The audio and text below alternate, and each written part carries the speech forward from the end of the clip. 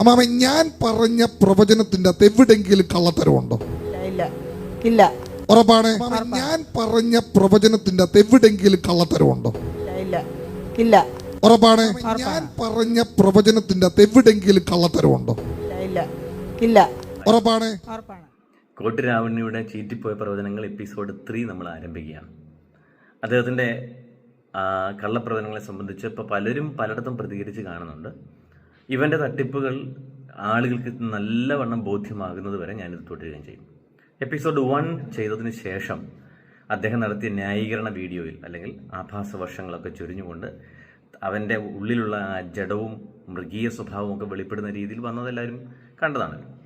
തുടർന്നും ആ രീതിയിൽ തന്നെ അവനെ തന്നെ വെളിപ്പെടുത്തും, അവനെ തന്നെ അനാവൃതനാക്കി കാണിക്കുമെന്ന് ഞാൻ മനസ്സിലാക്കുന്നു. എനിവേ, ഞാനതിന് വെയിറ്റ് ചെയ്യുകയാണ്. ഞാൻ ഈ വീഡിയോയുടെ ആദ്യ ഭാഗത്ത് കാണിച്ച, അതായത് തൻ്റെ ന്യായീകരണ വീഡിയോയിൽ താൻ ആ സഹോദരിയെ വിളിച്ച് നിർത്തി ചോദിക്കുകയും അവർ നൽകുന്ന മറുപടിയും, ഇവൻ്റെ പ്രവചനത്തിൽ തെറ്റുപറ്റിയിട്ടുണ്ടോ എന്ന് അവൻ ചോദിക്കുന്നു. അവർ പറയുന്നു ഇല്ലെന്ന്. ആവർത്തിച്ച് കേട്ടല്ലോ. നമുക്ക് ആ എൻ്റെ വീഡിയോ ഒന്ന് പരിശോധിക്കാം. അപ്പോൾ നമുക്ക് ആരംഭിക്കാം എപ്പിസോഡ് 3.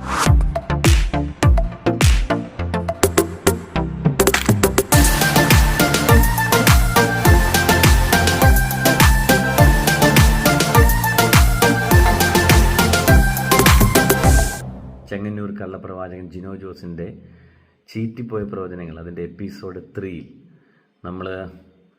അവൻ കഴിഞ്ഞ ദിവസം ന്യായീകരണത്തിനായി ശ്രമിച്ചു കൊണ്ടുവന്ന വീഡിയോയ്ക്കകത്ത് അവൻ്റെ ആ സ്വതസിദ്ധമായ അകത്തെ യഥാർത്ഥ മനുഷ്യൻ വെളിപ്പെട്ടതും അവൻ്റെ ഭാഷാശുദ്ധി വെളിപ്പെട്ടതും തന്നെയല്ല, അവൻ ന്യായീകരണത്തിനായി ശ്രമിച്ചപ്പോൾ അതിനൊരു സഹോദരിയെ വിളിച്ചു നിർത്തി ആ സഹോദരിയെ കൊണ്ട് തൻ്റെ പ്രവചനമൊക്കെ കറക്റ്റല്ലേ എന്ന് പറയിക്കാൻ വേണ്ടി അവൻ നടത്തിയ നാടകത്തിൻ്റെ യാഥാർത്ഥ്യം എന്താണ്, അവൻ അതിനകത്ത് ഈ പ്രവചനം സംബന്ധിച്ച് മറ്റുള്ളവരെ മിസ്യൂസ് ചെയ്യുന്നതും മിസ്ഗൈഡ് ചെയ്യുന്നതും, അതേപോലെ തന്നെ ഇവ നടത്തുന്ന തട്ടിപ്പുകൾ, പ്രവചന തട്ടിപ്പുകൾ, അതിൻ്റെ യഥാർത്ഥ മുഖം എന്താണെന്ന്. കാരണം ഈ സഹോദരിയെ വിളിച്ച് ഇത് ശരിയാണെന്ന് പറയിക്കുമ്പോൾ ഇത് കേൾക്കുന്നവർ തോന്നിപ്പോകാം ശരിയായിരിക്കാം മറ്റുള്ളവരെന്തെങ്കിലും കള്ളം. അപ്പോൾ എന്താണ് ഇത് യാഥാർത്ഥ്യം? ഞാൻ ഒരു വട്ടം ആ വീഡിയോ ചെയ്താണ്, എന്നാൽ പോലും അത് ഞാൻ അതിൻ്റെ പ്രധാന ഭാഗങ്ങൾ മാത്രമേ ചെയ്തിരുന്നുള്ളൂ.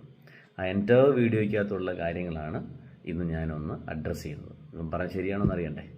അപ്പോൾ ഈ സഹോദരി പറഞ്ഞു വെച്ചത് ശരിയാണെങ്കിൽ നമുക്ക് ആ വീഡിയോ ഒന്ന് കാണാം, എന്താണ് പ്രവചനം എന്നുള്ളതൊന്ന് മനസ്സിലാക്കാം. അപ്പോൾ നമുക്കതിൻ്റെ ഭാഗമായിട്ട് ഓരോന്നായി പോകാം.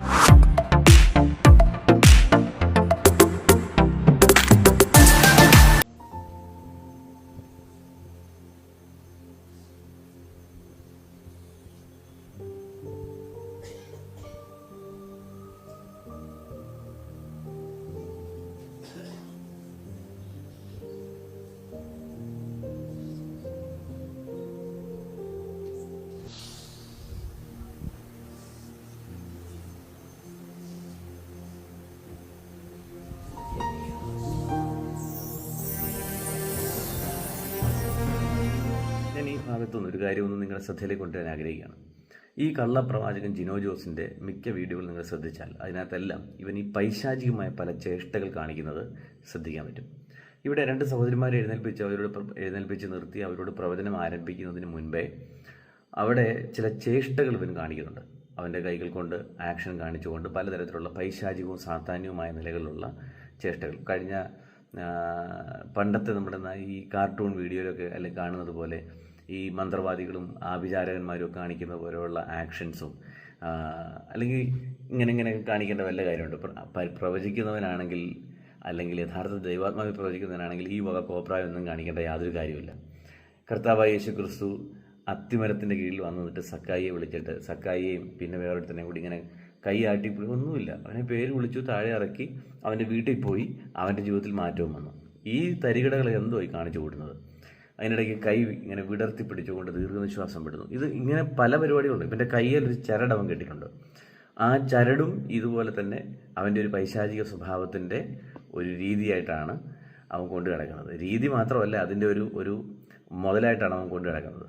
ഇതിനെല്ലാം ഒരു അടിസ്ഥാന റീസണും ഉണ്ട്. അതുകൂടെ പറയാനാണ് ഞാൻ ഈ കാര്യം ചൂണ്ടിക്കാണിച്ചത്. കുറച്ച് നാളുകൾക്ക് മുമ്പ് അറൗണ്ട് 2018 or 2019 ഇവനൊരു ഫേസ്ബുക്കിൽ ഒരു ഫോട്ടോ അപ്ലോഡ് ചെയ്തിരുന്നു. അന്ന് തൊട്ടേ ഞാൻ ഇവനെ വീക്ഷിക്കുന്നുണ്ട്. അതിനകത്ത് ഇവൻ യൂബർട്ട് ഏഞ്ചലുമായിട്ട്, അതായത് ഈ ഇമ്പാർട്ടേഷൻ ഫ്രോഡ് കേരളത്തിലെയും ചുറ്റുവട്ടങ്ങളിലും ഒക്കെ ഉള്ള ഭൂലോക തരികിടകളായിട്ടുള്ള കള്ളപ്രവാചകന്മാർക്കെല്ലാം ഈ ഇമ്പാർട്ടേഷൻ അവരുടെ മേലുള്ള ശക്തി പകർന്നു കൊടുക്കുന്ന ഒരു ഉലക തരികയുടെ ഒരു ഫ്രോഡ്, ആഫ്രിക്കൻ ഫ്രോഡ് ഈ കള്ളപ്രവാചകൻ്റെ അടുക്കിൽ നിന്ന്, അതായത് ഈ ഇമ്പാർട്ടേഷൻ ഫ്രോഡിൻ്റെ ഒരു സേവനം വാങ്ങിച്ചുകൊണ്ടാണ് ഇവൻ വന്ന് ഈ പണിയൊക്കെ തുടങ്ങുന്നത്. അതിനുശേഷമാണ് ഇത്തരത്തിലുള്ള കള്ളപ്രവചനവും ഈ കറക്കി കുത്തും ഈ നാട്ടുകാരെ പറ്റിക്കലും കളിപ്പിക്കലും, പ്രത്യേകിച്ച് ഇങ്ങനെ സ്ത്രീകളെ പറഞ്ഞ് കളിപ്പിക്കലും, ഇങ്ങനെയുള്ള അലവലാതിത്തരം കൊണ്ട് ഈ ജിനോ ജോസ് എന്ന് പറയുന്ന ഫ്രോഡ് രംഗത്ത് വരുന്നത്. അപ്പോൾ ഇവൻ്റെ ഈ കള്ളപ്രവചന രീതിയുടെ തുടക്കവും പിന്നെ അതിന് ശേഷം ഇങ്ങോട്ട് വരുമ്പോൾ ഉള്ള അവൻ്റെ സ്കിൽസ് അവൻ്റെ നാക്കിൽ മാത്രമല്ല അവൻ്റെ മൊത്തം ശരീരഘടനയിൽ ഈ പൈശാചികത ഒളിഞ്ഞിരിക്കുന്നുണ്ട് എന്നതൊന്ന് ശ്രദ്ധിച്ച് നോക്കിയാൽ മനസ്സിലാക്കാൻ പറ്റും. ഇനി ഇവിടെ 2 സഹോദരിമാരോട് ആണ് പ്രവചനം പറഞ്ഞ് ആരംഭിക്കുന്നത്. അവിടെ ഒരു കാര്യം കൂടെ പറയാം. ഞാനതിനകത്ത് ഒരു സഹോദരിയുടെ സ്ഥലമാണല്ലോ അന്വേഷിച്ച് പോയത്. മറ്റേ ആ വ്യക്തിയുടെ എനിക്ക് അവരുടെ ഇവൻ പറയുന്ന ഒന്നും വ്യക്തവുമല്ല, അത് കണ്ടുകൊണ്ടുമല്ല നമ്മൾ പോയത്. എനിക്കവിടെ പോകുമ്പോൾ ലീഡ് ചെയ്യാൻ ഒരാളുണ്ടായിരുന്നു. അത് ഞാൻ തൽക്കാലം കൂടുതൽ ഇൻഫോർമേഷൻസ് വേണ്ടതുകൊണ്ട് ഞാനത് അങ്ങനെ നിർത്തിയിരിക്കുകയാണ്. അപ്പം പബ്ലിക് ആക്കുന്നില്ല ഇപ്പം, കാരണം എനിക്ക് ഇവനോട് ബന്ധപ്പെട്ട പല ഡീറ്റെയിൽസും ഇനിയും എടുക്കേണ്ടതുണ്ട്. അപ്പം അതിനകത്ത് ഒരു സഹോദരിയോട് ഇവൻ പറയുന്ന പ്രവചനം അതിൻ്റെ ആരംഭത്തിൽ തന്നെ ഭൂലോക അബദ്ധം എന്ന് പറഞ്ഞു കഴിഞ്ഞാൽ അങ്ങേയറ്റം വൃത്തികേട് ആണ് അവന് സംഭവിച്ചേക്കുന്നത്. ഞാൻ അവൻ്റെ ആ ഭാഗം, അല്ലെങ്കിൽ ഞാൻ ഉപേക്ഷിച്ച് കളഞ്ഞ ഭാഗത്തെ ആ സഹോദരിയോടുള്ള പ്രവചനത്തിൻ്റെ ഒരു ഭാഗം നിങ്ങൾക്കൊന്ന് കേൾപ്പിച്ചു തരാം. ഇവനവിടെ കിണർ കണ്ട ഒരു കാഴ്ച, അതായത് അവരുടെ വീടിൻ്റെ പിന്നാമ്പുറത്ത് കിണർ കണ്ട കാഴ്ച, നിങ്ങൾ ആ പ്രവചനം ഒന്ന് ശ്രദ്ധിച്ച് കേൾക്കുക, എന്നിട്ട് ഞാൻ ബാക്കി പറയാം.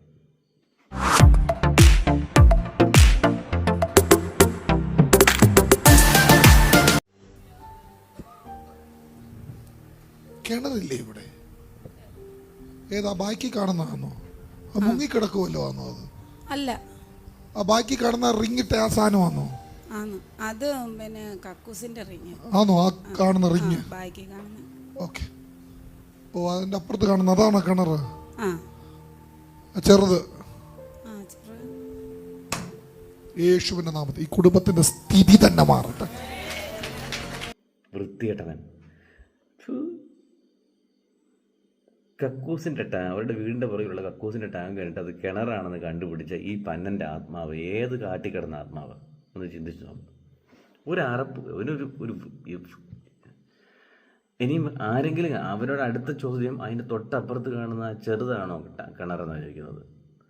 അവരതിന് ചൊവ്വ നേരം മറുപടി പറയുന്നില്ല, കാരണം അവർക്കറിയാം അവിടെ അങ്ങനെ അല്ലെന്നുള്ളത്. ആരെങ്കിലും സെപ്റ്റിക് ടാങ്കിൻ്റെ തൊട്ടപ്പുറത്ത് അടുത്ത് കൊണ്ടുപോയി കിണർ ഒഴിക്കുക. ഒരു കാര്യം മനസ്സിലാക്കാം, ഇവൻ്റെ ആത്മാവിന് യാതൊരു ബുദ്ധിയും ബോധവും ഇല്ല, വൃത്തിയില്ല. ഏതോ അശുദ്ധാത്മാവ് കയറി, ഇനി അതിനകത്തുനിന്ന് തന്നെ കയറി വന്ന വല്ല ആത്മാവുമാണോ ഇവൻ്റെ തലയിലിരിക്കുന്നത് എന്ന് തിരിച്ചറിയണം. ഇത് ഈ ചെന്ന് നിൽക്കുന്നവർക്ക് മനസ്സിലാക്കിക്കൂടെ ഇത്രയും വൃത്തികെട്ട ആത്മാവിനെയും ബാധിച്ചുകൊണ്ടാണ് ഇവൻ നടക്കുന്നതെന്നുള്ളത്. എന്നിട്ട് അവനൊരു വാക്ക് പറഞ്ഞ് അവസാനിപ്പിക്കുന്നത് സ്ഥിതി മാറുമെന്ന്. സ്ഥിതി മാറും, സ്ഥിതി മാറും. ഈ കാണുന്ന സ്ഥിതിയൊന്നും അല്ല, നിങ്ങളുടെ സ്ഥിതി തന്നെ മാറും. മനസ്സിലായല്ലോ? സ്ഥിതി മാറുമെന്ന് പറഞ്ഞിട്ട് അവൻ കറക്കി കുത്തു തുടങ്ങി. അതായത് അവരുടെ വീടിൻ്റെ പുറകിലിരിക്കുന്ന സെപ്റ്റിക് ടാങ്ക് കണ്ടു, അതിൻ്റെ തൊട്ടപ്പുറത്തിരിക്കുന്ന കിണറും ഇവൻ കണ്ടു. അവൻ കണ്ടതേ ഉള്ളൂ, അവർ കണ്ടിട്ടില്ല. അടുത്ത ദിവസം കേട്ടോണം, ഇനി ഇവനിത് സ്ഥിതി മാറ്റാൻ പോവുക. അതായത് ടാങ്ക് ഇനി കിണറാക്കും, കിണർ ടാങ്കാക്കും. അതൊക്കെയാണല്ലോ ഇവൻ്റെ പരിപാടി. അതല്ലാതെ ഇതിനപ്പുറത്ത് എന്തെങ്കിലും ചെയ്യാനും ഇവനെ കൊണ്ട് പറ്റത്തുമില്ലല്ലോ. അവർക്ക് ആത്മീയമായ ബ്ലെസ്സിങ് അവരുടെ ലൈഫിൽ ഉണ്ടാകാൻ തക്കതായിട്ട് ദൈവജനത്തിന് എന്തെങ്കിലും ഒരു വാക്ക് പറഞ്ഞു കൊടുക്കാൻ അവനെ കൊണ്ട് പറ്റത്തുമില്ല. ജീവൻ പോയി അവനത് ചെയ്യത്തുമില്ല. പിന്നെ വീടിൻ്റെ പുറകിലുള്ള ടാങ്ക്, പിന്നെ കഴിഞ്ഞ വീഡിയോ ഞാൻ പറഞ്ഞ പോലെ അരകല്ല്, ഇതൊക്കെ കണ്ട് ഈ ടാങ്കും അരകല്ലും ഇതാണ് ഇവൻ്റെ പരിപാടി. അപ്പോൾ അവൻ കറക്കി കുത്തു തുടങ്ങി. ഈ സ്ത്രീയോട് പിന്നീട് സംസാരിക്കുന്ന പല അബദ്ധങ്ങളും ഉണ്ട്. അത് ഇന്ന് ഒരെണ്ണം കൂടെ കാണിച്ചതിന് ശേഷം നമ്മുടെ മെയിൻ വിഷയത്തിലേക്ക് വരാം.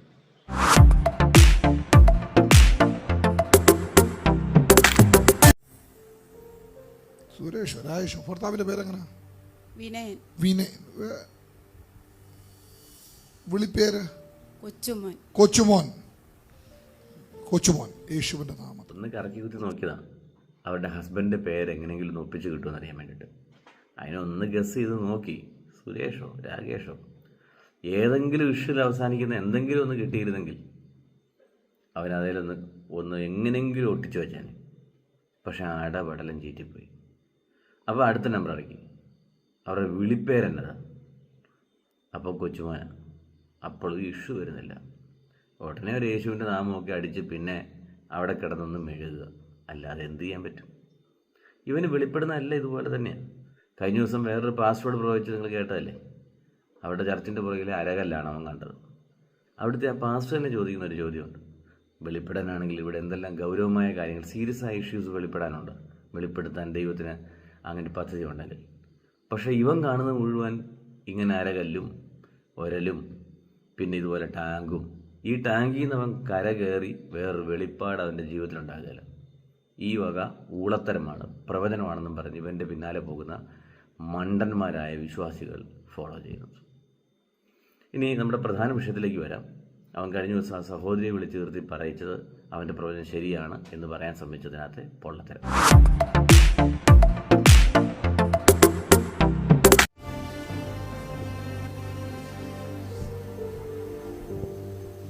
നിങ്ങളുടെ അവിടെ ഒരു ആക്സിഡന്റ് പോലെ കഴിഞ്ഞു നിൽക്കുക അല്ലേ? അല്ല ഉറക്കപ്പുറ. അതെ, നിങ്ങളുടെ അവിടെ ഒരു ആക്സിഡന്റ് കഴിഞ്ഞു നിൽക്കുക. നടന്നു കൊള്ളാല്ലേ? ആശാൻ കണ്ടുപിടിച്ചു. ഭയങ്കര ദിവ്യദൃഷ്ടിയുള്ളവനാ. കുമ്പിടി അപ്പുറത്തെയും ഇപ്പുറത്തെയും ഒരേ സമയം കണ്ടുപിടിച്ചു. ആ വീട്ടിൽ അപകടം നടന്നതും ഈ വീട്ടിൽ അപകടം നടന്നതും കണ്ടുപിടിച്ചു. എന്നാൽ ഇതിനകത്ത് തട്ടിപ്പ് നിങ്ങൾ തിരിച്ചറിയണം. ഇത് ഇവൻ്റെ ദിവ്യദൃഷ്ടിയിലോ അവൻ്റെ അകത്തെ ദുരാത്മാവിൽ വെളിപ്പെട്ടതോ ഒന്നുമല്ല. അവരെ അവിടെ കൊണ്ടുപോയി ഒരു അഡ്രസ്സ് ചെയ്ത് കൊടുത്തതും ഇവർ തന്നെ പറഞ്ഞതുമായിരിക്കും. അവരിൽ നിന്ന് ഏതെങ്കിലും തരത്തിൽ ഇൻഫർമേഷൻസ്, ഡാറ്റാസ് ഇവന്മാർ കളക്ട് ചെയ്യുന്നതും. അതിൻ്റെ ഞാനിനി ചെയ്യാനിരിക്കുന്ന അനേകം വീഡിയോ ഉണ്ടല്ലോ, അതിനകത്ത് ഞാൻ പല കാര്യങ്ങളും പറയും. ഇവൻ പല സ്ഥലത്തും പോയി നടത്തിയ പ്രവചനത്തിൽ ഇവൻ കാറ് വരെ നമ്പർ നോട്ട് ചെയ്ത സംഭവത്തിൻ്റെ വരെ വോയിസസ് അല്ലെങ്കിൽ അത് പറഞ്ഞ ആളുകളുടെ ഞാൻ അവിടെ പോകുന്നുണ്ട്. അപ്പോൾ അതിനുശേഷം ഈ ഡീറ്റെയിൽസ് തരാം. ചുരുക്കം പറഞ്ഞാൽ ഈ തരത്തിലെ ആളുകളെ വെറും മണ്ടന്മാരാക്കുന്ന തരത്തിലുള്ള വെറും തരികിട പ്രവചനങ്ങൾ, ഒരാത്മീക ഉന്നതിയും ഈ കേട്ടിരിക്കുന്നവന് കൊടുക്കാത്തതും. ഇനി ഈ പറയുന്ന ഈ ആക്സിഡൻറ്റുകളെ സംബന്ധിച്ച് ഇത് വെളിപ്പെട്ടിട്ട് അവർക്ക് ആ വിഷയത്തിനകത്ത് യാതൊരു റെമഡിയും ഉണ്ടാകാത്തതും, ഹീലിംഗ് ഉണ്ടാകുകയോ അല്ലെങ്കിൽ ആ വിഷയത്തിനകത്ത് ഏതെങ്കിലും തരത്തിൽ പരിഹാരം ഉണ്ടാകുകയോ ഒന്നുമില്ലാത്തതുമായ കുറേ വൃഥാജൽപ്പനങ്ങൾ മാത്രം. ഇതെങ്ങനെ പ്രവചനമാകും? പിന്നെ ഒരു കാര്യം മനസ്സിലാക്കണം. നിങ്ങളുടെ ഒരു ആക്സിഡൻറ്റ് ഇതെപ്പം നടന്നെന്നോ, ആർക്ക് സംഭവിച്ചെന്നോ, എങ്ങനെ സംഭവിച്ചെന്നോ, അല്ലെങ്കിൽ ഏത് രീതിയിൽ ഇത് എഫക്റ്റ് ചെയ്തെന്നോ ഒന്നും പറഞ്ഞിട്ടില്ല. ഒരു ആക്സിഡൻറ്റ് സംഭവിച്ചു. ഇനി നിങ്ങൾക്ക് നടന്നില്ല എങ്കിൽ നിങ്ങളുടെ കുടുംബത്തിൽ ആർക്കെങ്കിലും നടന്നോ ചോദിക്കും. നിങ്ങളുടെ ഭർത്താവിൻ്റെ കൂട്ടുകാർക്ക് ആർക്കെങ്കിലും നടന്നോ, നിങ്ങളുടെ കൂട്ടുകാർക്ക് ആർക്കെങ്കിലും നടന്നോ? ഇതാണ് അടുത്ത ചോദ്യം. ചുരുക്കം എവിടെയെങ്കിലും അല്ലെങ്കിൽ നിങ്ങളുടെ അയലക്കത്ത് നടന്നു, നിങ്ങളുടെ വീടിൻ്റെ മുൻപിൽ നടന്നു എന്നാക്കി മാറ്റും. ഇതാണ് ഇവനെ പോലെയുള്ള തരികിടകളുടെ പ്രവചനത്തിൻ്റെ ആകത്തുക എന്ന് പറയുന്നത്. ഇനി ഈ പ്രവചനത്തിൽ തന്നെ ഇവനിത് പാളിപ്പോകുന്നുണ്ട്. ഇതൊരു കോമഡിയായി മാറുന്നുണ്ട് അവസാനം. അതുകൂടി ഒന്ന് നമുക്ക് നോക്കാം.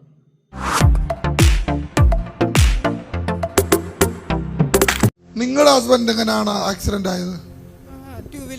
ടൂ വീലറിലാണ്. നിങ്ങളുടെയോ? സൈക്കിളിൽ. രണ്ടും ടൂ വീലർ.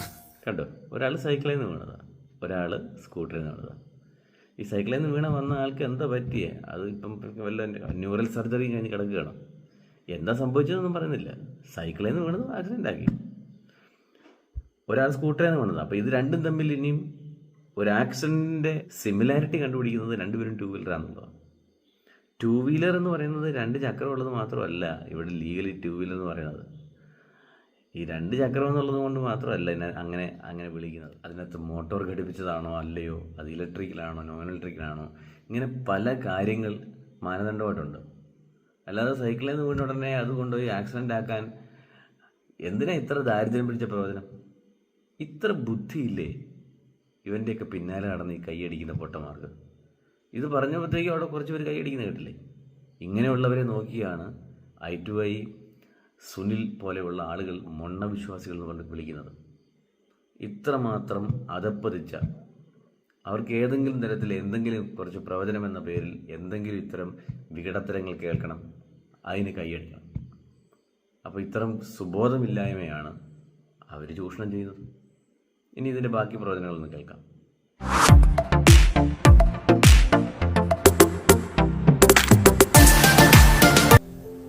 പുള്ളിക്ക് എവിടെയാ പരിക്ക്? കാലിലല്ലേ? നിങ്ങളുടെയോ? കൈക്കും നടുവിനും. നടുവിനും.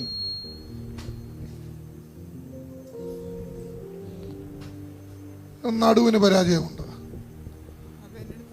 ഇത് നടുവിന് പരാജയമുണ്ട്.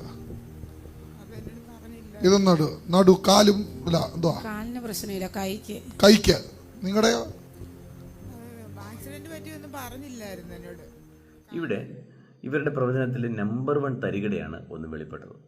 അതായത് 2 പേർക്കും എന്താ സംഭവിച്ചത്, അപകടം മുഖാന്തരം എന്താ സംഭവിച്ചതെന്ന് അവന് വെളിപ്പെട്ടിട്ടില്ല. അവൻ അവരോട് ചോദിച്ച് മനസ്സിലാക്കാം. ഒരാൾ പറയുന്നു ഒരാൾക്ക് കൈക്കും നടുവിനുമാണ് പ്രോബ്ലം, അടുത്ത ആൾ പറയുന്നു അവരുടെ കാലിന് മാത്രമാണ് പ്രോബ്ലം. അപ്പോൾ ഇനി ഇതിനെ സിമിലർ ആക്കാനാണ് ഇവൻ്റെ ശ്രമം. കൈക്കും നടുവിനും പ്രോബ്ലം ഉള്ളവരോട് കാലിനെ കുറിച്ച് ചോദിച്ചപ്പോൾ അവർക്ക് കാലിന് പ്രോബ്ലം ഇല്ലെന്ന് അവർ പറയുന്നുണ്ട്. ഇനി അടുത്ത ആളിനോട് അദ്ദേഹത്തിന് നടുവിന് പ്രോബ്ലം ഉണ്ടെന്ന് പറയുമ്പോൾ അവർ പറയുന്നു അതിനോട് പറഞ്ഞിട്ടില്ല, ഞാൻ അതിനറിയിട്ടില്ല. ചുരുക്കം പറഞ്ഞാൽ എന്താ സംഭവിച്ചെന്നുള്ളത് അവരുടെ വായിൽ നിന്ന് അറിഞ്ഞു. എന്നിട്ട് ഇതിനകത്തൊരു സിമിലർ, അവൻ്റെ ഈ ട്രെൻഡിങ് ഐറ്റം എന്ന് പറയുന്ന ഒരു തരികടയുണ്ടല്ലോ, അതായത് സിമിലർ പ്രവചനം, അത് ചെയ്യാൻ വേണ്ടിയിട്ട് അവരോട് 2 പേരോടും ചോദിച്ച ആ ലക്ഷണം അത് 2ഉം തെറ്റായിരുന്നു, വ്യാജമായിരുന്നു. ഇത് ഇത്രയും വ്യാജങ്ങൾ ഇങ്ങനെ ചെയ്തുകൊണ്ടിരിക്കുമ്പോഴാണ് ഇത് പ്രവചനമാണെന്ന് ചില മണ്ടന്മാർ വിശ്വസിക്കുന്നതും ഈ സഹോദരി അവിടെ എഴുന്നേറ്റ് നിന്നിട്ട് എന്നോട് പറഞ്ഞ പ്രവചനം എല്ലാം ശരിയായിരുന്നു എന്നത് അവിടെ നുണ പറഞ്ഞത്. എന്നെ തോൽപ്പിക്കാനോ അല്ലെങ്കിൽ ഇതിനെതിരെ പ്രതികരിക്കുന്ന ആരെങ്കിലും തോൽപ്പിക്കാനോ ഇവർക്ക് ഇത്തരം വ്യാജങ്ങൾ പറയാൻ പറ്റുമായിരിക്കും. പക്ഷേ ഇവരൊന്നും മനസ്സിലാക്കണ്ടേ, അവരെയും സകലത്തെയും കാണുന്നൊരു ദൈവമുണ്ട്. ആ ദൈവത്തിൻ്റെ മുമ്പാകെ ഇവൻ്റെ ഈ വ്യാജ പ്രവചനം എടുത്തുകൊണ്ട് ചെന്ന് നിൽക്കാൻ പറ്റുമോ? അവൻ്റെ കള്ളത്തരത്തിനും ദ്രവ്യാഗ്രഹത്തിനും കൗശലത്തിനും കൊട പിടിക്കാൻ വേണ്ടി ദൈവം മുമ്പാകെ ഇവർ കള്ളം പറഞ്ഞാൽ വിജയിക്കുമോ? ഒന്നാമത്തെ കാര്യം മനസ്സിലാക്കണം, ഈ പ്രവചനം പരിശുദ്ധാത്മാവിൽ ഉള്ളതാണെങ്കിൽ മാത്രമേ അത് പരിശുദ്ധാത്മാവിൻ്റെതാണെന്ന് മനസ്സിലാക്കാൻ പറ്റൂ. അല്ലാത്തിടത്തോളം ഇത് ദൈവവുമായി യാതൊരു ബന്ധമുള്ളതല്ല. അങ്ങനെയുള്ളതിനെ ബിബ്ലിക്കൽ ബേസിൽ പ്രവചനം എന്ന് പറയുന്നത് അത് വാസ്തവത്തിൽ ഒരു വ്യക്തി ഏതെങ്കിലും ഇതിനെതിരെ പ്രതികരിച്ച വ്യക്തിയോട് മാത്രമല്ല, അതിനപ്പുറത്ത് ദൈവത്തിൻ്റെ പരിശുദ്ധാത്മാവിനെതിരെയുള്ള ദൂഷണവും കൂടിയാണ് ഈ നുണകളാൽ ഇവരൊക്കെ ചെയ്തുകൊണ്ടിരിക്കുന്നത്.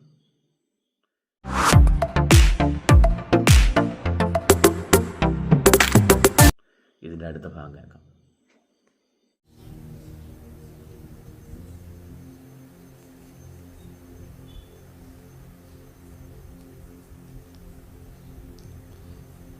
വള്ളക്കാലി എന്നാ വരുന്നത്. വള്ളക്കാലി എന്ന് പറയാ, സ്ഥലത്തിന്റെ പേരൊന്ന് പറയാം. വള്ളക്കാലി തന്നെ. പാവുക്കര അല്ല, പാവുക്കര.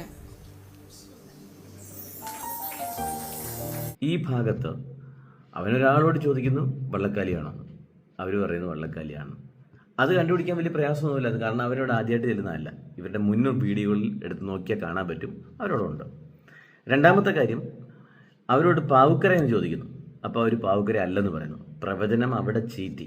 നിങ്ങൾ പാവുക്കരയെന്നാണോ എന്ന് ചോദിച്ചു കഴിഞ്ഞാൽ അല്ല എന്നുള്ള കാര്യം ചീറ്റി. ഇത് അങ്ങനെ ചോദിക്കാൻ കാരണം എന്ന് വെച്ചാൽ ഇവരൊരുമിച്ചാണ് അവിടെ ചെന്നേക്കുന്നത്. അപ്പം ആ ഇൻഫർമേഷൻസ് വെച്ചിട്ടാണ് അവരോട് ചോദിച്ചത്. പക്ഷേ ആരെക്കുറിച്ചാണോ പാവുക്കര എന്ന് പറഞ്ഞത് അത് ആ ഓർമ്മയെ വെക്കാൻ കഴിഞ്ഞില്ല പ്രവാചകന്. അത് കാരണത്താൽ പ്രവാചകൻ്റെ ആത്മാവ് ആകെ വട്ടം കറങ്ങിപ്പോയി. ഏതായാലും ഭാഗ്യത്തിന് തൊട്ടടുത്ത് വേറൊരാൾ പാവുക്കരയെന്നുണ്ടായിരുന്നുകൊണ്ട് പ്രവചനം ഇവിടെ ചീറ്റിയെങ്കിലും അവിടെ കൊണ്ടുപോയി ചോദിച്ചു. ഈ തറനെ വേലയാണ് ഇവനിപ്പോൾ എടുത്തത്. അത് കേട്ട് കൈയടിക്കാൻ ഇത്രയും വിഡ്ഢികളായ കുറേ പൊട്ടന്മാർ, കുറേ ശിങ്കിടികൾ അവിടെ ഇങ്ങനെ നിൽക്കുകയാണ്. അവരുടെ കയ്യടിയോട് കൂടിയാണ് അത് അവസാനിക്കുന്നത്. ഇനി ഇതിൻ്റെ ബാക്കി നോക്കുക.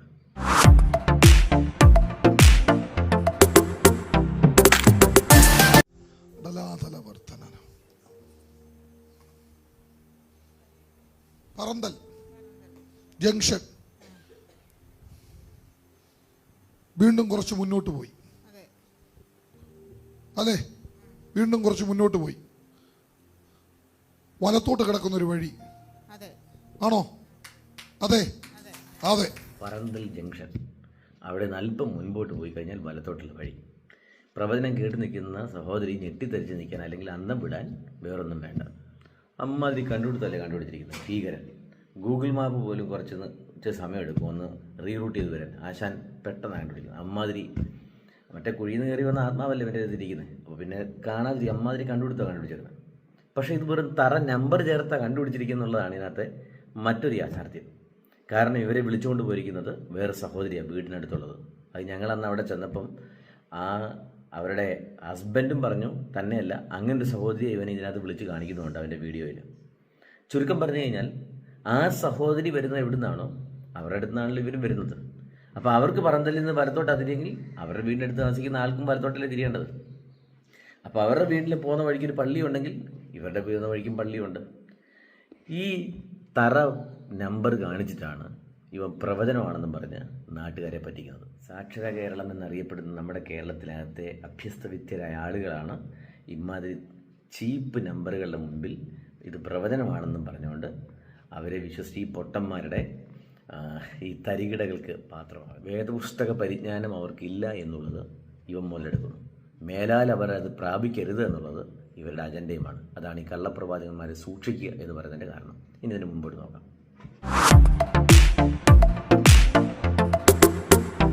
ഈ കുരിശടി കാണിക്കുന്നു. ആ കുരിശടിയുടെ വഴി കിടക്കുന്ന വഴിയാണോ അതോ പള്ളിയുടെ ഓപ്പോസിറ്റ് കിടക്കുന്ന വഴിയാണോ? പള്ളിയുടെ ഓപ്പോസിറ്റ് കിടക്കുന്ന വഴി. ഓക്കെ, 2 കിലോമീറ്റർ പോകണം അല്ലേ? 2 കിലോമീറ്റർ നമ്മൾ നടക്കാൻ പോവാ. വഴി കാണിക്കാൻ ഇവൻ്റെ കയ്യിൽ ഏതോ ഒരു ആത്മാവുണ്ട്. പക്ഷേ ഇതേതോ ചീഞ്ഞ കുഴിയിൽ നിന്ന് കയറി വന്ന ആത്മാവായതുകൊണ്ട് ഇതിനിടയ്ക്കൊരു കൺഫ്യൂഷൻ വരും.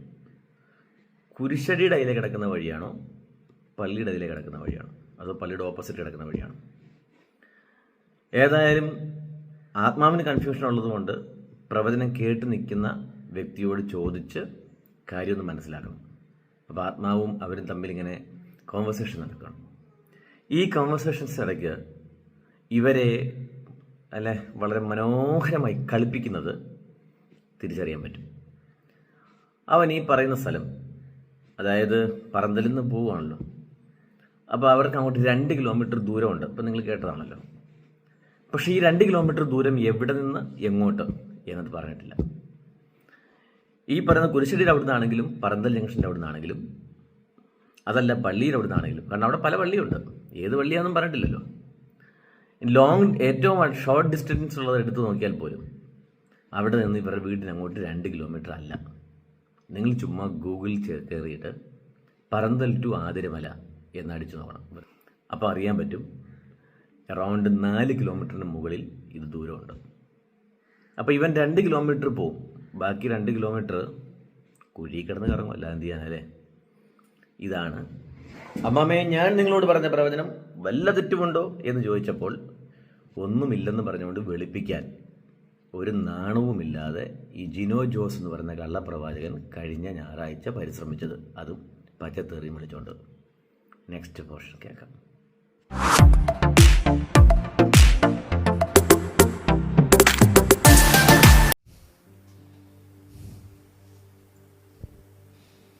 നമ്മളെവിടെയായിരുന്നു? നമ്മൾ ആ പള്ളിയുടെ മുന്നിൽ കൂടെ കാണുന്ന വഴി അല്ലേ? ചെറിയൊരു ഇറക്കത്തോടു കൂടി ഇങ്ങോട്ട് പോവാ ആണോ? അതെ, ചെറിയൊരു ഇറക്കത്തോടു കൂടി ഇങ്ങനെ 2 കിലോമീറ്റർ പോകണം. പറമ്പൊക്കെ കാണാം, റബ്ബറും തോട്ടം കാണാം. ശരിയാണോ? കാണാം, റബ്ബറും തോട്ടം കാണാം, പറമ്പ് കാണാം. മുന്നോട്ട് പോയി ഈ ഒരു കയറ്റം കാണുന്നല്ലോ. അയ്യോ, ഇത് ഞാൻ കയറി ഇറങ്ങണം ഇല്ലയോ?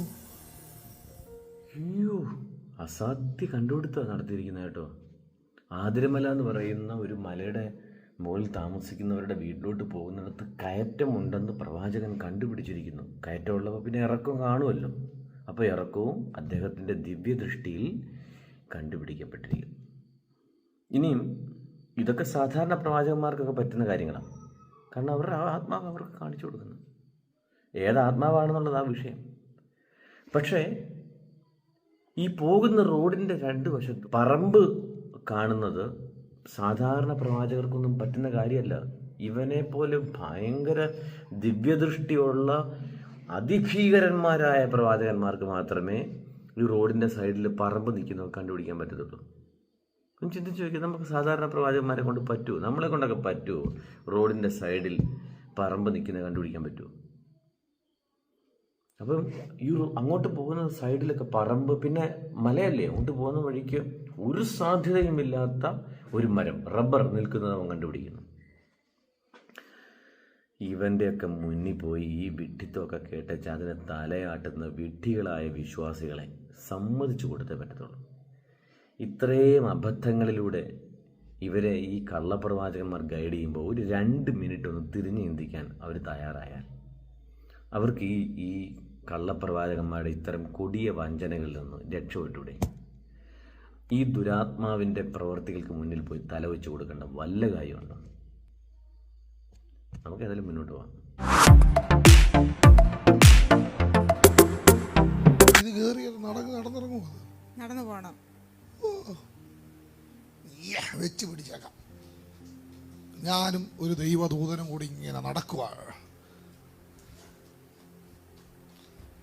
പായല് കാലുണ്ടായിരുന്നു,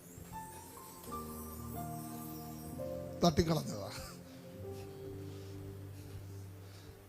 ഇതിപ്പോ പാതി വഴിയായി, മീതിയും കൂടെ കയറണം. ഇപ്പൊ ഞാൻ ഇതിന്റെ ഉച്ചയിലാണ് നിൽക്കുന്നത്. ഏറ്റവും മേളിൽ വന്നു. ഏറ്റവും മേളിൽ എനിക്ക് ഇടതുവശത്തൊരു വീട് കാണാം. ആ വീടാണോ അതോ ഈ കയറ്റം കയറി താഴോട്ടിറങ്ങണോ? മുമ്പോട്ട് പോകണം, കുറച്ചുകൂടെ മുന്നോട്ട് ഇറങ്ങണം. ആശാന മല കയറുകയാണ് ഒരു ദൂതൻ്റെ കൂടെ. ഏതാണ് ഈ ഗതികെട്ട ദൂതൻ അറിയത്തില്ല. ഏതായാലും തങ്ങളുടെ വാഴ്ച കാത്തുകൊള്ളാതെ അനുസരണക്കേടിൻ്റെ ആത്മാവിനാൽ അടികൊണ്ട് താഴെ വീണ വ്യഭിചാരികളായ ദൂതന്മാർ വേറെ കുറേ കാണുമല്ലോ. അതിനകത്ത് ഏതോ ഒരു ദൂതൻ്റെ കൂട്ടും പിടിച്ച് ആശാൻ ഇപ്പം മല കയറാൻ പോവുക. ഇനി വേഗം കയറി, ആദ്യം പകുതി കയറി, പിന്നെ മലയുടെ ഉച്ചയ്ക്കെത്തി. അവിടെ നിന്നപ്പോൾ അവനോടൊരു വീട് കണ്ടു. ആ വീട് കണ്ട ഉടനെ ചോദിക്കുകയാണ്, ഈ സഹോദരിയോടെ ചോദിക്കുന്നത്, ഈ വീടാണോ? ഞാൻ ചോദിക്കുന്നത്, ഈ കൂടെ വന്ന ദൂതനെ പിന്നെ എന്നാ കാര്യത്തിന് കൊണ്ടുപോയതാണ്? അവനോട് ചോദിക്കാൻ പാടില്ല? അതോ അവനും പണ്ട് CC പിടിക്കാനും വല്ലവൻ്റെ വണ്ടി അടിച്ചു മൂട്ടിച്ചുകൊണ്ട് പോകാനും കള്ളും കുടിച്ച് റോഡ് സൈഡിൽ കിടന്ന് ഇഴയാനും അങ്ങനെ വല്ലതും നടന്ന ദൂതൻ വല്ലതും ആണോ? അറിയത്തില്ല. ഇപ്പം എൻ്റെ കൂടെ നടന്ന ദൂതനല്ലേ, അപ്പം മിക്കവാറും ആ ഒരു സ്റ്റാൻഡേർഡ് ആയിരിക്കാനേ സാധ്യതയുള്ളൂ. എനിവേ ദൂതനും അറിയത്തില്ല, ഇവനും അറിയത്തില്ല. അപ്പം ചോദിച്ചപ്പം ആ വീടല്ല. ഇനിയിപ്പോൾ അവിടുന്ന് പിന്നെയും പോകണം. ഇനിയിപ്പോൾ ദൂതനെയും പിടിച്ച് മുന്നോട്ട് നടന്നു. നമുക്ക് പുറകെ പോകാം. മുന്നോട്ട് പോയപ്പോൾ ഇവൻ വേറൊരു വീട് കണ്ടു. അവിടെ ചെന്നപ്പോഴും ദൂതനും ദൂതൻ്റെ കൂടെ നടക്കുന്ന രാവുണ്ണിയും വട്ടം കറങ്ങാണ്. ഒന്ന് കേട്ട് നോക്കുക.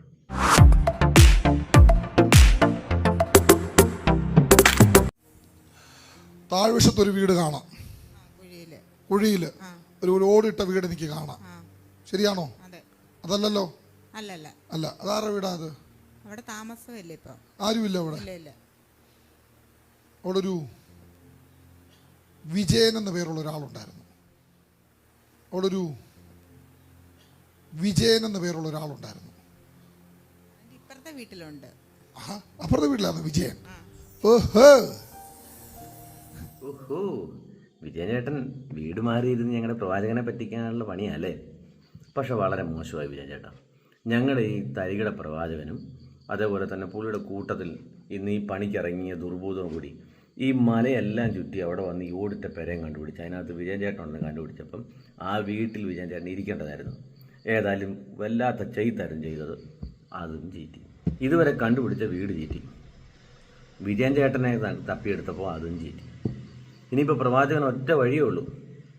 മുന്നോട്ട് പോകുന്തോറും അവിടെ വീടുണ്ടല്ലോ ഇവിടെ വീടുണ്ടല്ലോ എന്നൊക്കെ ഇങ്ങനെ പറഞ്ഞ് അതിലേതെങ്കിലും ഒരു വീട് ചേച്ചിയോട് തന്നെ ചോദിച്ച് മനസ്സിലാക്കിയെടുക്കണം, ഇതാണോ നിങ്ങളുടെ വീടെന്ന്. അല്ലാതെ വീട് പ്രവചന ദൃഷ്ടിയിൽ കണ്ടുപിടിക്കാനുള്ള ശേഷിയൊന്നും. നേരത്തെ പറമ്പൊക്കെ കണ്ടുപിടിച്ച ആശാനാണ്, പക്ഷേ ഇപ്പോൾ അല്പം ശേഷി കുറവുണ്ട്. അതാണല്ലോ ഈ ദുർബോധത്തെ കൂട്ടുപിടിച്ചത്. ഏതായാലും രണ്ടുപേരും കൂടി മുന്നോട്ട് പോയ വഴിയെല്ലാം പാളി നിൽക്കുമ്പോൾ ചേച്ചിയുടെ വായിൽ നിന്ന് വീണ് കിട്ടിയ ക്ലൂസ് അനുസരിച്ച് ഒരു വീട് തപ്പിയെടുത്തു. അങ്ങനെ തപ്പിയെടുത്തപ്പോഴാണ് അടുത്ത പ്രശ്നം. ആ പ്രശ്നങ്ങളാണ് പ്രവാചകനെ കൂടുതൽ കുഴപ്പിച്ചത്. അതാണല്ലോ ഞാൻ കഴിഞ്ഞ വീഡിയോയിൽ ചൂണ്ടിക്കാണിച്ചത്. നമുക്കൊന്ന് നോക്കാം.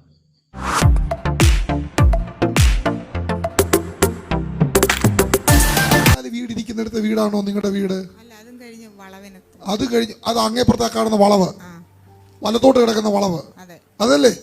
ആ അത് തന്നെ. ഓയേക്കാം യേശുവിൻ്റെ നാമത്തിൽ. അനദർ സിസ്റ്റർ വരുന്നോ? വരുന്നെങ്കിൽ വാ, കൂടെ പോരാ.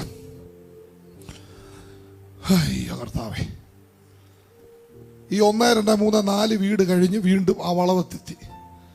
വളവിന് ആ മൂലക്കിരിക്കുന്ന വീടാണോ നിങ്ങളുടെ വീട്? അതെ അതെ. പക്ഷെ എനിക്കവിടെ ഒരു വീടല്ല, 2 വീടോളം കാണാം. ഇത് ഷീറ്റ് വരെയാ വീട്. ഒരു ഷീറ്റ് ഇട്ട വീട് കാണാം എനിക്ക്. അതാണോ? അല്ല അതോ ഇപ്പോഴത്തെ വാർത്ത വീടാണോ? വാർത്ത വീടാ. വൈറ്റ് വാഷ് പോലെ അടിച്ചിട്ടേക്കുന്ന ആ വീടാണോ? ആ അത് തന്നെ. അത് തന്നെയാണോ? ഒടുക്കം അവരുടെ കയ്യിൽ നിന്ന് ക്ലൂസ് കിട്ടിയതനുസരിച്ച് ഒരു വിധത്തിൽ ഈ വീടിൻ്റെ മുമ്പിൽ എത്തിയ പ്രവാചകൻ അവിടെ നിന്നുകൊണ്ട് വീണ്ടും അബദ്ധങ്ങൾ തുടരുകയാണ്. ഒന്നാമത്തെ കാര്യം, അദ്ദേഹം ഈ വീടിൻ്റെ അടുത്ത് മറ്റൊരു വീട് കണ്ടുപിടിച്ചു. ആ വീടുണ്ടെന്ന് പറയുന്നത് അത് വീടല്ല, ഒരു ഷീറ്റ് വരെയാണെന്ന് ആ സഹോദരി പറയുന്നുണ്ട്. അതായത് ഈ റബ്ബറിൻ്റെ പാലൊക്കെ കളക്ട് ചെയ്ത് വെക്കുന്ന സ്ഥലം. അതൊരു ഒരു കുന്നേലോട്ട് കയറി ഒരു ചെറിയൊരു ഷെഡാണ്.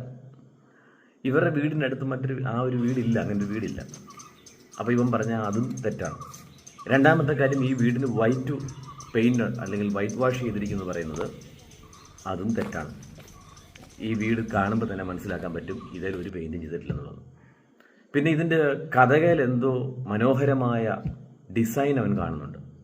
ഈ വീടിൻ്റെ കഥകയിൽ എന്ത് ഡിസൈനാണ് നിങ്ങൾ കാണുന്നത് എന്ന് ഒന്ന് ശ്രദ്ധിച്ച് നോക്കുക. അടുത്ത കാര്യം, ഈ വീടിന് ജപ്തി ഉണ്ടെന്ന് പറയുന്നു. ആ ജപ്തി, അങ്ങനെ ഒരു ജപ്തി ഈ വീടിനില്ല എന്ന് അവരുടെ ഹസ്ബൻഡ് തന്നെ നമുക്ക് സാക്ഷ്യപ്പെടുത്തിരുന്നുണ്ട്. പിന്നെ മനോഹരമായ വീട്, പിന്നെ കൊത്തുപണി ചെയ്ത വീട്, അതിനകത്ത് അകത്ത് ഏതാണ്ട് വലിയ ചിത്രപ്പണികളൊക്കെ വരച്ചിട്ടുണ്ടെന്ന് പറയാൻ എന്തെങ്കിലുണ്ടോ? ഇനി പ്രധാനപ്പെട്ട ഒരു വിഷയം ചോദിക്കട്ടെ, ഈ വീടിന് ജപ്തി ഉണ്ടോ? ഇല്ല, ജപ്തി ഇല്ല. നിങ്ങളുടെ ജപ്തി ഉണ്ടെന്ന് ഇത് ഭയങ്കര പ്രശ്നമാണെന്ന്. ജപ്തി ഇല്ല, നമുക്ക് വീടിന് ജപ്തി ഇത്ര വർഷമായിട്ട് നമുക്ക് വന്നിട്ടില്ല. ജപ്തി ഇന്ന് രാവിലെ പോയതൊന്നും അല്ലല്ലോ. ജപ്തി ഇല്ല, അറിയണ്ടേ ജപ്തിയുടെ കാര്യം? നമുക്ക് ജപ്തി എനിക്കാന്ന് ഒരു 40 വർഷം കൊണ്ട് അറിയാവുന്ന വീടായിട്ട്. ഒരു കാര്യം പറയാം, ഇതുപോലുള്ള കള്ളപ്രവാചകന്മാരുടെ വായിലോട്ട് ഇരുന്ന് കയറാമെങ്കിൽ വേണേ ജപ്തി അതിനുള്ള എല്ലാ വഴിയുണ്ട്. ഇനിയാണ് എനിക്കൊരു കാര്യം പറയാനുള്ളത്. ഈ പ്രവാചകൻ പറഞ്ഞ കാര്യം സത്യമാണെങ്കിൽ, ഇതിന് ജപ്തി ഉണ്ട് എന്ന് പറയുന്നത് സത്യമാണെങ്കിൽ, ഈ വീടിൻ്റെ കതകിന് ഡിസൈൻ ഉണ്ട് എന്ന് പറയുന്നത് സത്യമാണെങ്കിൽ, ഈ വീടിന് വൈറ്റ് വാഷ് അടിച്ചു എന്ന് പറയുന്നത് സത്യമാണെങ്കിൽ, അവരുടെ ഹസ്ബൻഡ് പറഞ്ഞത് കള്ളമാകുമോ? ഞാൻ ചെന്ന് പിക്ചർ എടുത്ത ഈ വീടിൻ്റെ എല്ലാ അവസ്ഥയും നമുക്കറിയാം. ഞാൻ ഓരോന്നും അതിൻ്റെ അകത്തെയും പുറത്തെയും പിക്ചേഴ്സ് എടുത്തതാണ്. അതകത്ത് പെയിൻറ് ചെയ്യുകയോ നിലം എന്തെങ്കിലും വൃത്തിയാക്കുകയോ അതിൻ്റെ റൂമുകൾ വൃത്തിയാക്കുകയും ചെയ്തിട്ടില്ല. പലതും ഇടിഞ്ഞു പൊളിഞ്ഞ് കിടക്കുന്ന ഒരു വല്ലാത്ത അവസ്ഥയിലാണ് അവർ ജീവിക്കുന്നത്. അവരുടെ ഈ പരിതാപകരമായ അവസ്ഥയാണ് ഇത്തരം കള്ളന്മാർ ചൂഷണം ചെയ്യുന്നത്.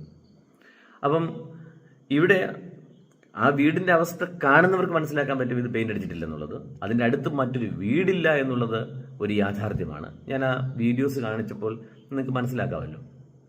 ഇനി അടുത്ത കാര്യം, ജപ്തി ഇല്ല എന്ന് അവരുടെ ഹസ്ബൻഡ് തന്നെ പറയുന്നു. അപ്പം ആരാ കള്ളം പറയുന്നത്? പ്രവാചകൻ പറഞ്ഞത് സത്യമാണെങ്കിൽ ഈ പറഞ്ഞിരിക്കുന്ന എല്ലാം കള്ളമാണ്. ഈ നേരിൽ കണ്ണുകൊണ്ട് കാണുന്ന ഈ വീട് കള്ളമാണ്. അവരുടെ ഹസ്ബൻഡ് അവരുടെ വാഗുകൊണ്ട് തന്നെ പറഞ്ഞിരിക്കുന്നത് നുണയാന്ന് വരും. അപ്പോൾ ഈ പ്രവാചകൻ എന്ന് പറയുന്ന ആൾ പറഞ്ഞിരിക്കുന്ന ദോഷങ്ങൾ, അല്ലെങ്കിൽ ഇവൻ പറഞ്ഞിരിക്കുന്ന വഞ്ചനകൾ, ഇവൻ പറഞ്ഞിരിക്കുന്ന കള്ളപ്രവചനങ്ങൾ, വ്യാജങ്ങൾ, ഈ മല കയറാൻ അവൻ്റെ കൂടെ ഉണ്ടായിരുന്നു എന്ന് പറയുന്ന ദൂതൻ അഥവാ ദുർഭൂതം, അവനെ കൊണ്ട് ചെയ്യിച്ചിരിക്കുന്ന പൈശാചികമായ കാര്യങ്ങൾ സത്യമാണെന്നും കണ്ണിന് കാണുന്നതും കാതിന് കേൾക്കുന്നതും വാഗൊണ്ട് അതേ വീട്ടിൽ ജീവിക്കുന്ന ആൾ പറയുന്നത് വരെ തെറ്റാണെന്ന് സമർത്ഥിക്കാൻ ശ്രമിക്കുകയാണെങ്കിൽ അങ്ങനെ നോട്ടെ. ഞാനതിന് ആക്ച്വലി ഒരു പഴഞ്ചൊല്ലാണ് പറയേണ്ടത്, പക്ഷെ ഞാൻ അത് നിങ്ങളുടെ ഭാവനയ്ക്ക് വിട്ടുതരുന്നു. ജിനോ ജോസ് എന്ന് പറയുന്ന കള്ളപ്രവാചകൻ്റെ തട്ടിപ്പുകളുടെ അടുത്ത എപ്പിസോഡുമായിട്ട് അടുത്ത വീഡിയോയിൽ കാണാം. God bless you.